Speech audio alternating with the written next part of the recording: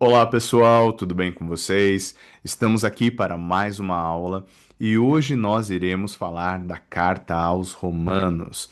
Então, para que você não perca nenhum detalhe da aula de hoje, acompanha junto comigo os meus slides. Então, vamos lá. Carta aos Romanos.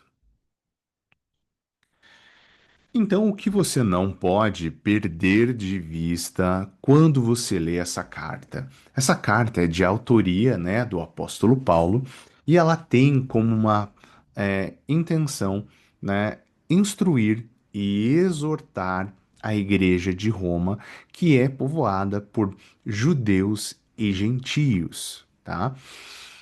Entenda como gentio qualquer povo que não seja judeu, tá? Com base na justiça divina que vem por meio da fé em Jesus Cristo e no dom do Espírito Santo. Basicamente, a data dessa carta é a partir ali de 57 depois de Cristo, tá? O destinatário, então, né, é a Igreja de Roma. Não foi Paulo quem fundou esta igreja, mas ele tinha muitos conhecidos, pessoas que ele conhecia ali naquela igreja, que ele saúda no início dessa carta, tá? Então, esta igreja ele não fundou, mas é como se ela estivesse dentro da jurisdição, é como se ele cuidasse, né, dessa igreja. Pois muito bem. Então, mas para qual propósito ele escreve essa carta? Então, ele prepara um caminho, porque ele pretende visitar Roma, né? Visitar essa igreja. Então, ele envia essa carta antes como uma preparação. E também porque ele, né, após passar em Roma, ele iria para a Espanha, né? Então, a carta, o conteúdo dela, tem um sistema básico da salvação. Aquela igreja nunca teve um apóstolo nela, né? Então, Paulo ele escreve uma carta extremamente pedagógica e instrutiva, explicando muitos pontos importantes, tá? Então, ele também buscou explicar o relacionamento de judeus e gentios dentro de um plano de salvação global que Deus tem para o mundo, né? Ou seja, o porquê um único povo recebeu a lei e os outros povos da terra não. Então, Paulo vai explicar essa questão na carta. Os cristãos judeus, eles também estavam sendo rejeitados por um grupo maior de gentios por conta de questões sobre alimento, dias sagrados, circuncisão.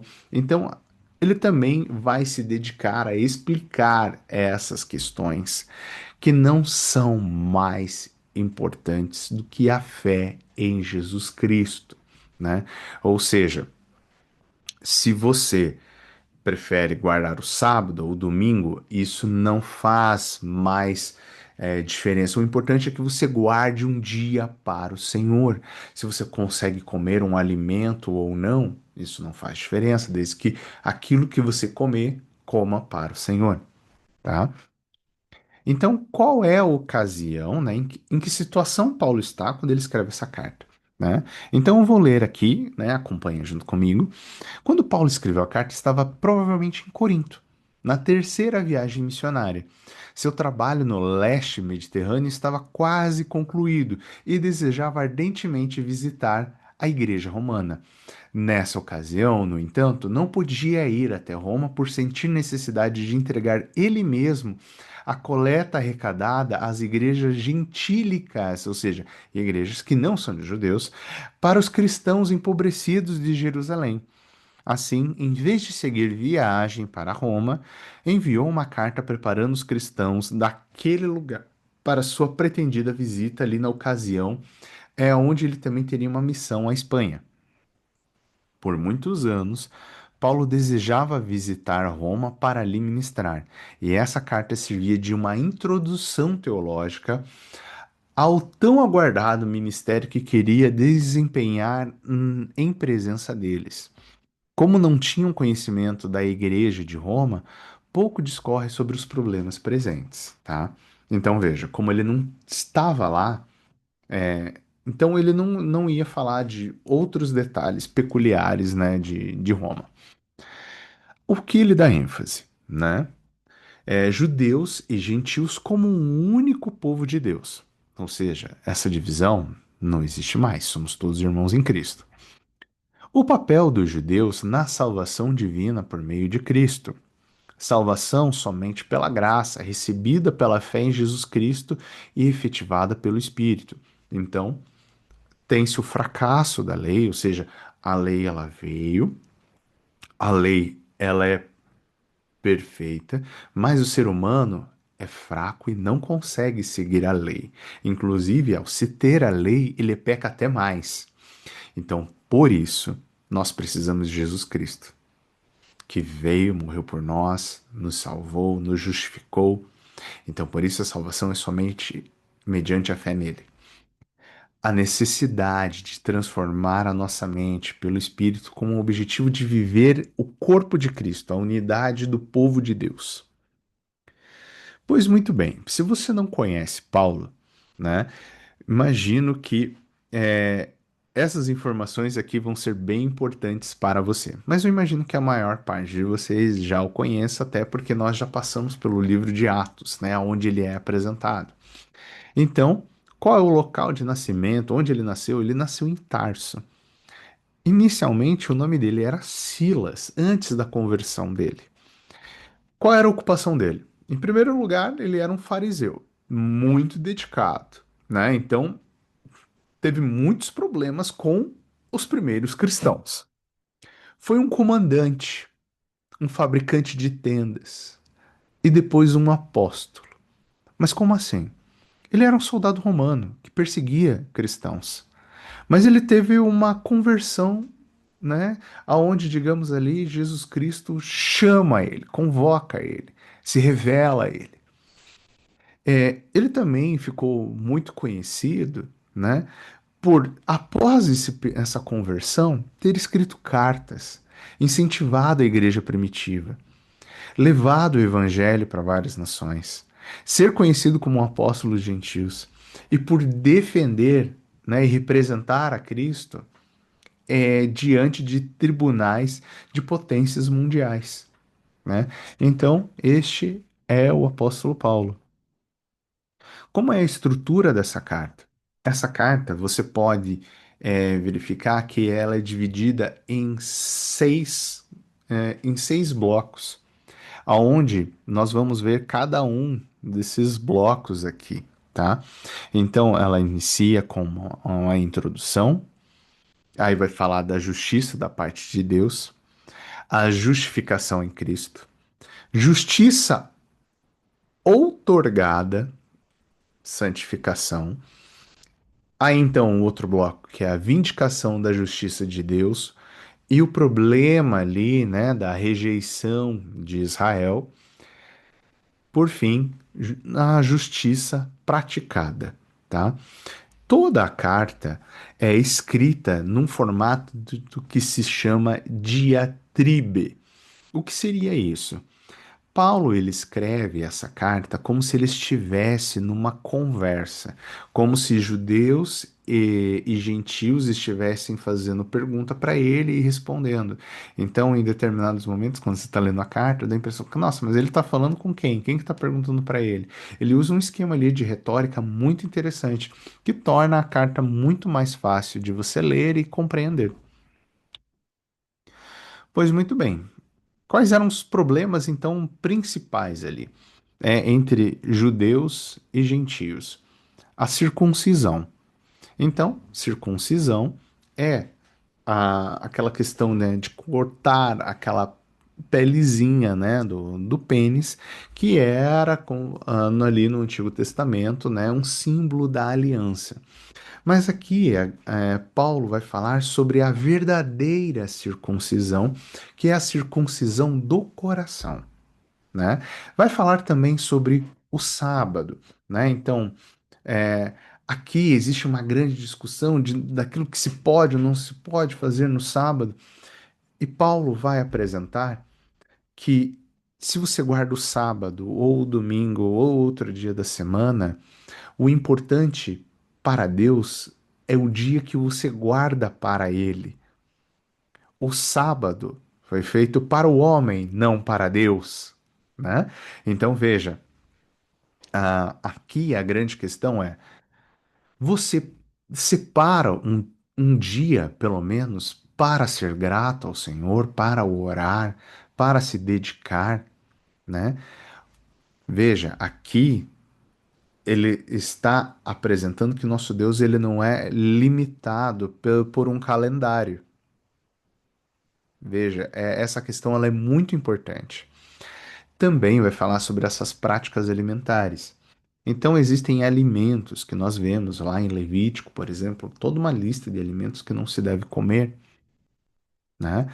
Então, vou dar o exemplo da carne de porco, por exemplo. Para um judeu, uma pessoa que come uma carne de porco, ele era considerado uma pessoa impura, né? Ou seja, era um problema de até mesmo eles olhavam isso como uma falta de caráter, né? Ou seja, era um problema sério. Aqui Paulo vai esclarecer que todos os alimentos foram purificados. Aquilo que você come, bebe, coma e beba para o Senhor. E que existem os fortes e os fracos. Então, aqui ele vai exemplificar que se você tem um irmão que você considera que ele é fraco, né? Então, ali, digamos, ele não consegue comer algo que você come, que você o respeite.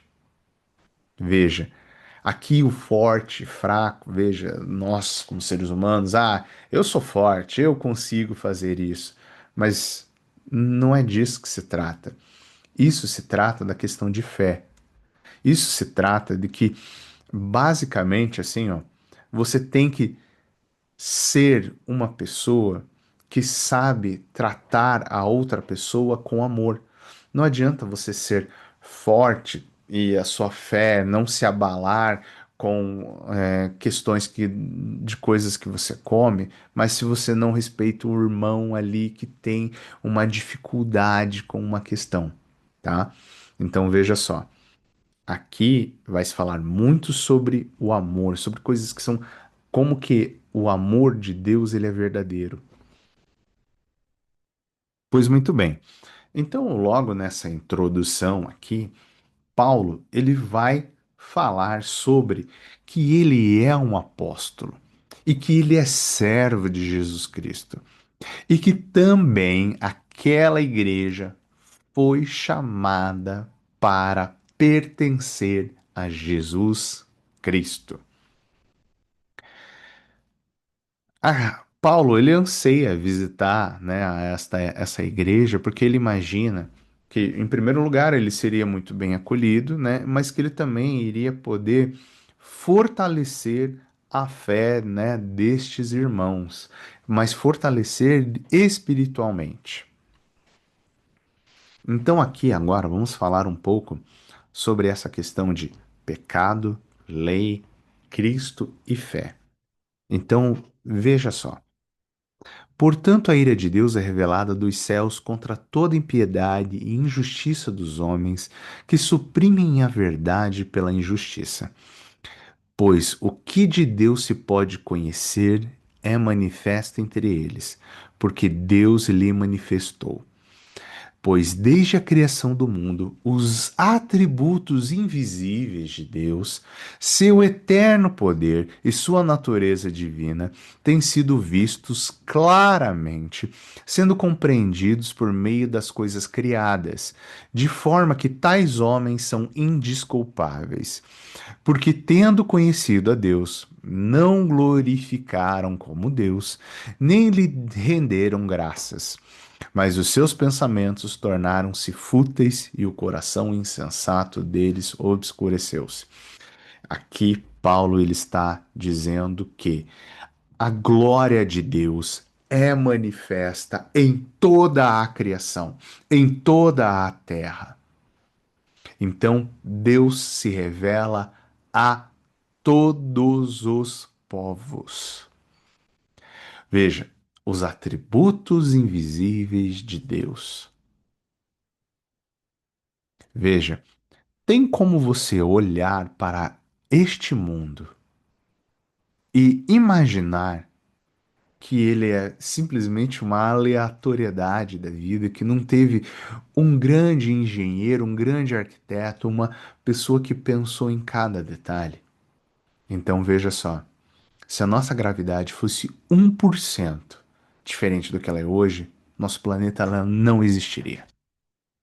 Você já parou para pensar que você só entende o que você vê neste mundo porque você tem olhos, mas porque também você tem um cérebro que registra, guarda e entende tudo que você vê.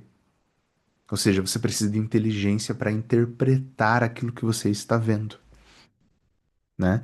Então veja só, é por esse motivo que Paulo está falando que tais homens são indesculpáveis, porque todos têm oportunidade de, em algum momento da vida, conhecer a Deus.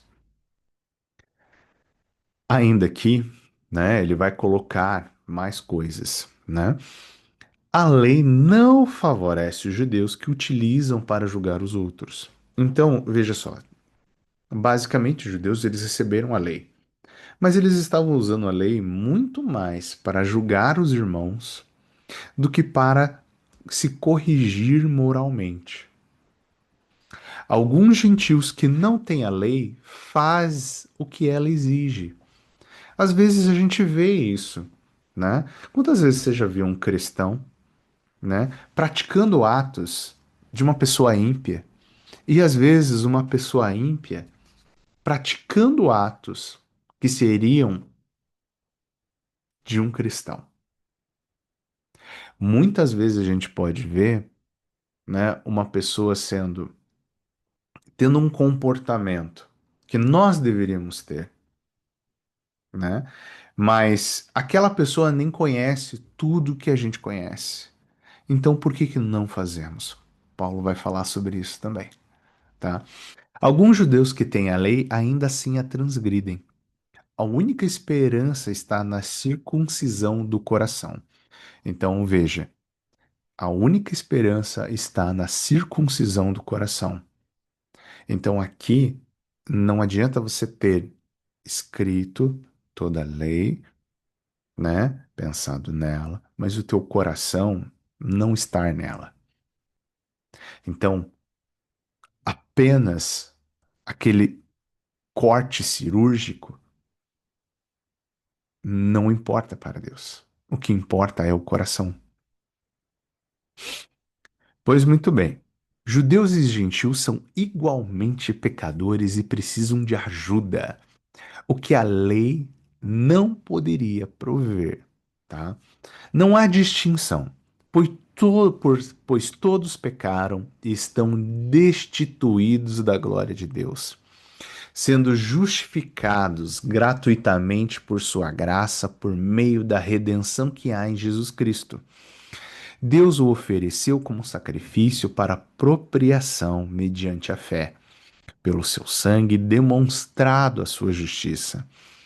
Em sua tolerância, havia deixado impunes os pecados anteriormente cometidos, mas, no presente, demonstrou a sua justiça, a fim de ser justo e justificador daquele que tem fé em Jesus.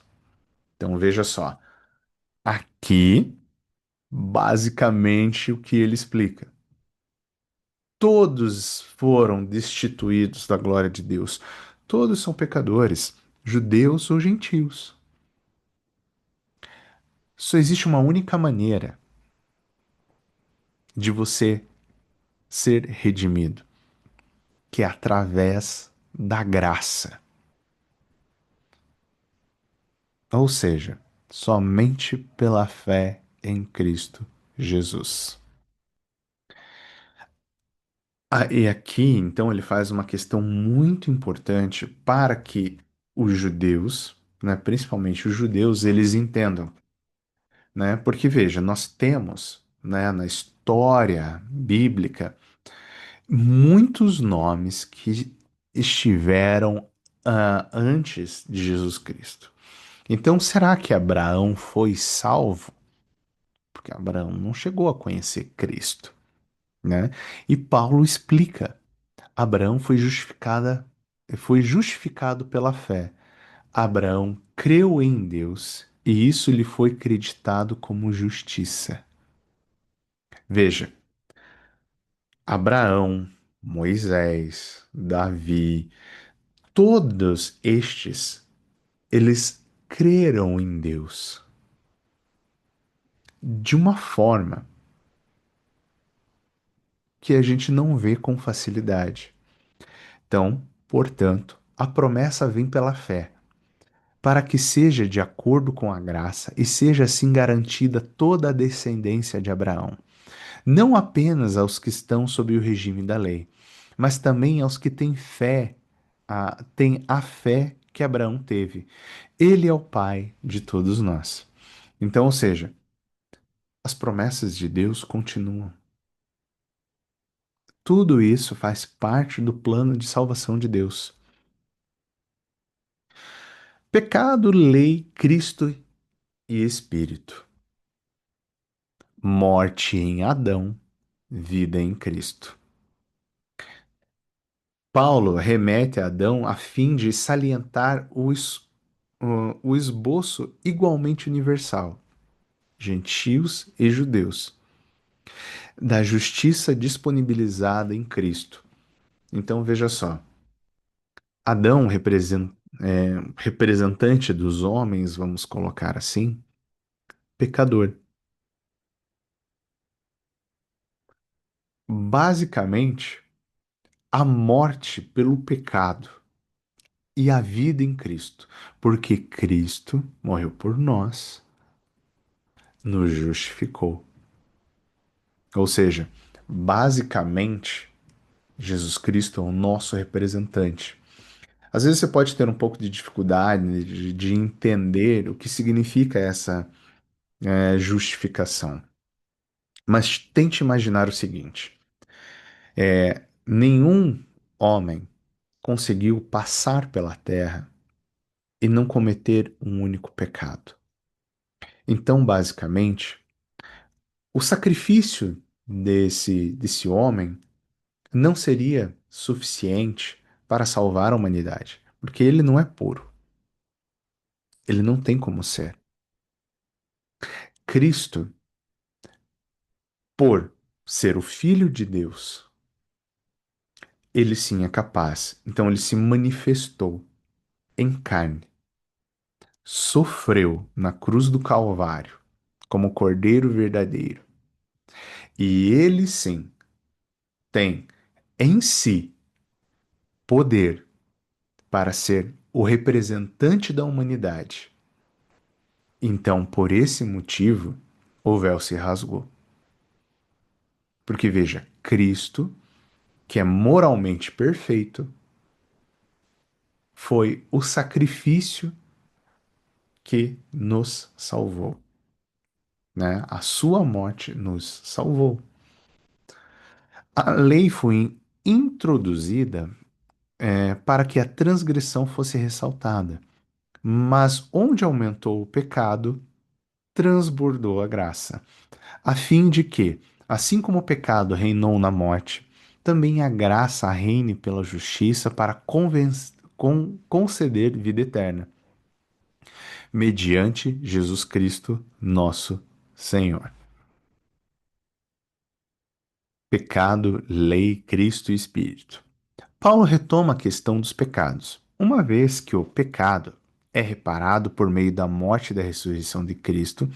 Ele coloca aqui três, né, analogias, né? Então, morte e sepultamento. Então, é retratado isso no batismo cristão, né? Então, nascemos de novo. Escravidão versus liberdade, né? Então, aqui, basicamente, ele vai colocar, né, o seguinte, que uma vez, né, você tendo, digamos assim, ó, liberdade para cometer, né, os seus pecados, isto na realidade não é uma liberdade. Isso é uma escravidão. Ser livre é você ser capaz de ir. contra o seu próprio eu, contra o seu próprio desejo. Veja, se você só fizer o que você quiser, você vai se destruir. Veja, você não vai trabalhar, você não vai se dedicar a estudos, você vai cometer pecados, ou seja, o teu desejo vai te matar, tá? Então veja, o pecado, né? O desejo, ele sim, ele pode te dar uma falsa sensação de liberdade, mas ele está te escravizando. Morte no casamento, né? Então veja, ele usa essa analogia, né, do casamento, porque a igreja, né, é a noiva e Cristo, né, é o noivo. Mas tente imaginar o quanto, né, a noiva aqui ela é complicada, né? Então veja, basicamente Deus tem muita paciência conosco, muito amor, até porque ele enviou o seu filho para nos salvar, né? Então, basicamente aqui a gente tem que, né, entender que nós temos que ter Cristo como a nossa cabeça, porque senão nós nos perdemos, né? Senão coisas não darão certo na nossa vida. Então, veja, a gente tem essa questão que ela é extremamente importante, né? Ou seja, esse casamento, ele tem que simbolizar, né, na nossa vida, um deixar para trás uma velha criatura. Então aqui também entra a questão de morrer para o velho, que é essa natureza pecaminosa, e viver no novo Cristo e o Espírito. Pois muito bem, dando aqui continuidade. Pecado, lei, Cristo e Espírito. Assim, encontro esta lei que atua em mim. Quando quero fazer o bem, o mal está junto de mim. No íntimo do meu ser, tenho prazer na lei de Deus, mas vejo outra lei atuando nos membros do meu corpo, guerreando contra a lei da minha mente, tornando-me prisioneiro da lei do pecado que atua em meus membros. Miserável homem que sou, quem me libertará do corpo sujeito a esta morte? Graças a Deus, por Jesus Cristo, nosso Senhor, de modo que, com a mente, eu próprio sou escravo da lei de Deus, mas com a morte, mas com a carne, da lei do pecado. Vou ler novamente. Graças a Deus por Jesus Cristo, nosso Senhor, de modo que, com a mente, eu próprio sou escravo da lei de Deus, mas com a carne da lei do pecado. Ou seja, a minha mente, ela literalmente ela pode, digamos pensar assim, nossa, eu vou, né, seguir a Deus.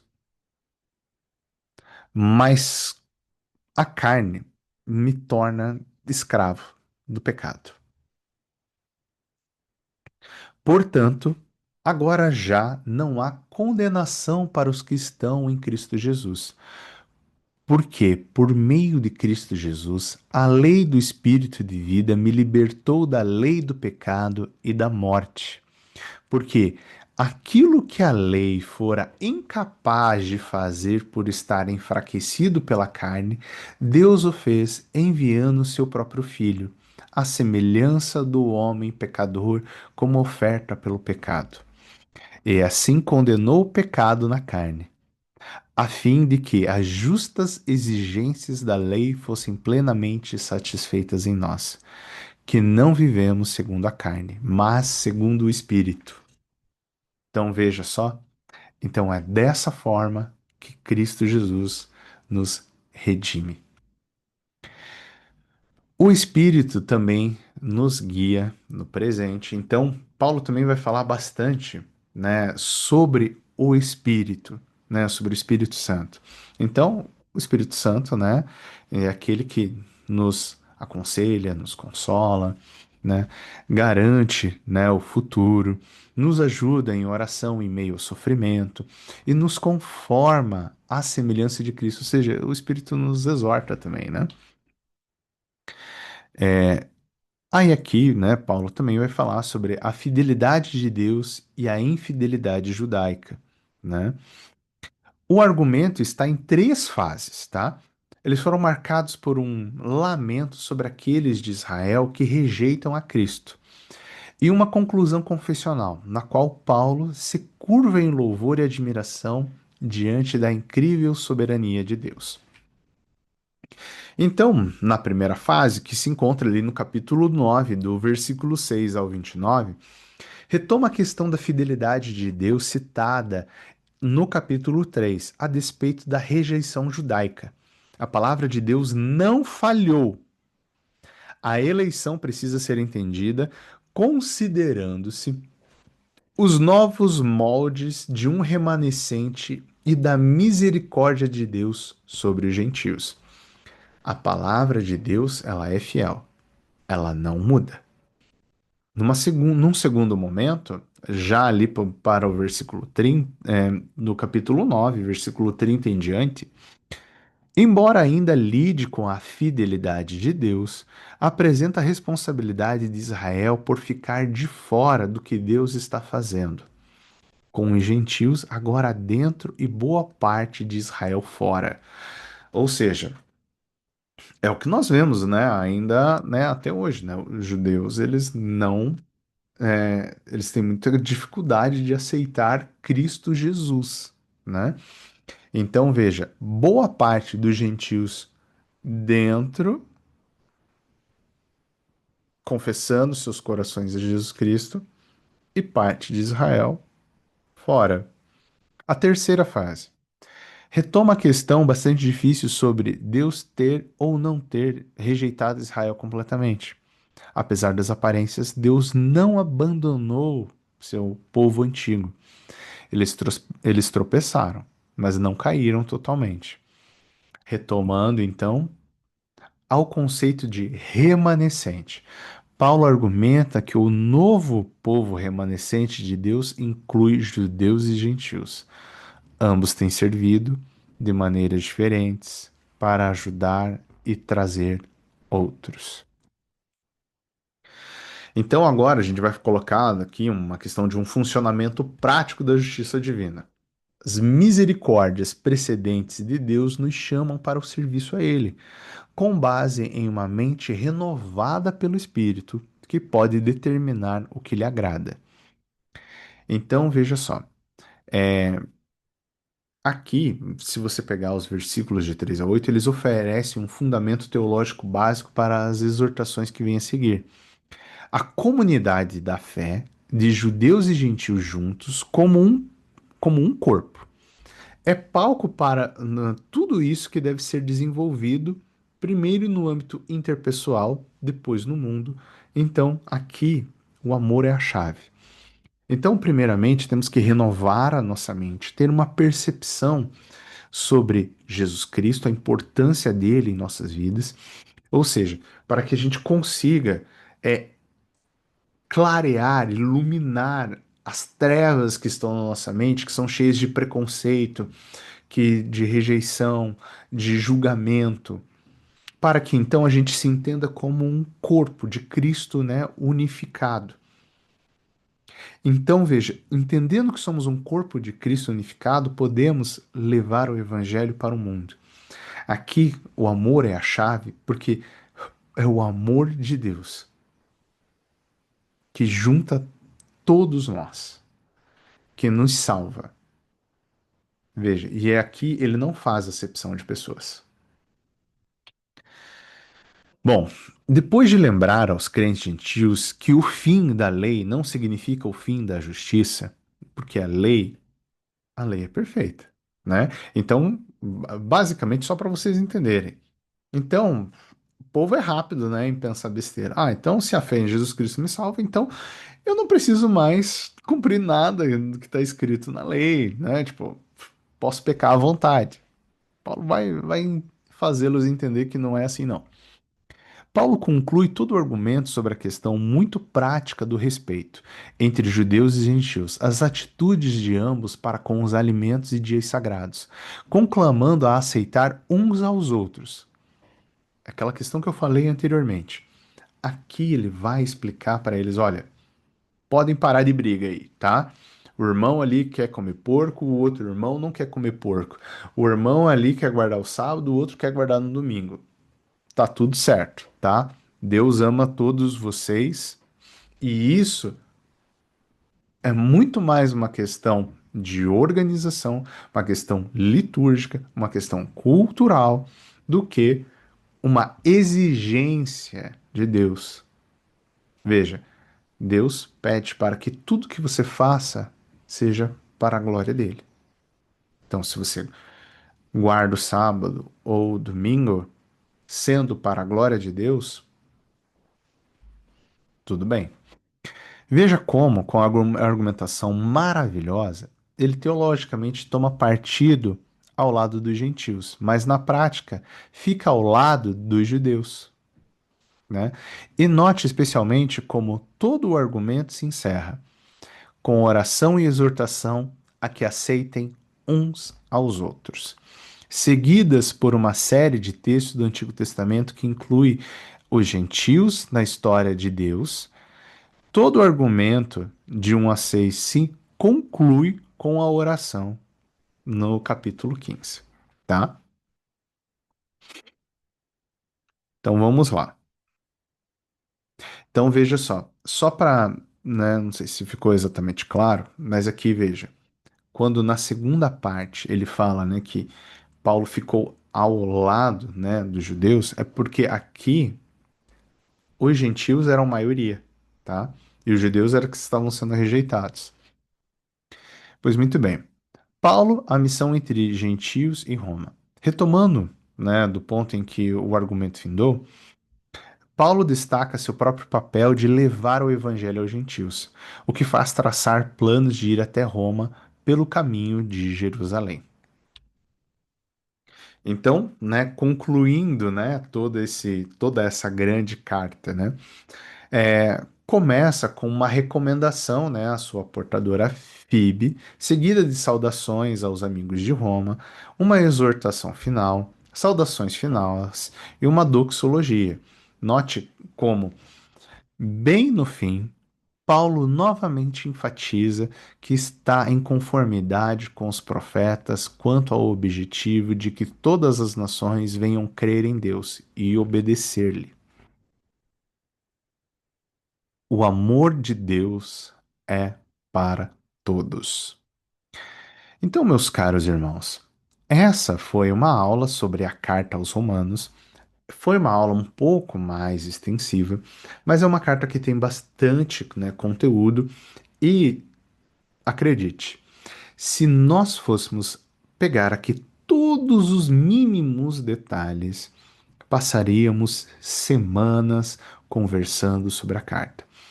Leia a carta de Romanos com muita atenção, fazendo grifos, destaques, anotando dúvidas, pois essa carta ela é tão importante, né? Porque ela explica muito sobre a graça, tá? Então essa carta aqui ela é extremamente importante para toda a teologia. Então, alguns chegam a mencionar que Romanos seria como se fosse um quinto evangelho, porque ela é muito explicativa, tá? Então, meus caros irmãos, convido todos vocês a estudarem rigorosamente a carta aos Romanos. Bons estudos para todos vocês, uma boa semana e que Deus os abençoe.